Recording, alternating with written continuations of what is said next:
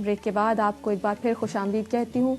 रेहान, गुफ्तगू का भी सिलसिला जारी है, लेकिन मैं ये चाहूँगी कि आप कलाम ज़्यादा से ज़्यादा सुनाएं। जी ज़रूर। अभी आपके कॉलर फरमाइश भी कर रहे थे और मोहब्बतों का तकाजा था, और शायरी के हवाले से आपने दुरुस्त बात कही कि शायरी का महवर मोहब्बतें ही हुआ करती है।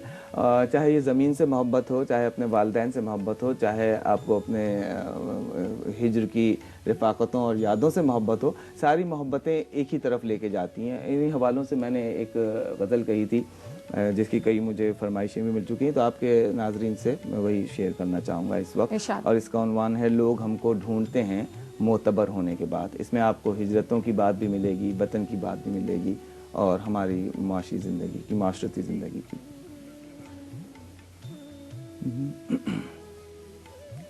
लोग हमको ढूंढते हैं मोतबर होने के बाद।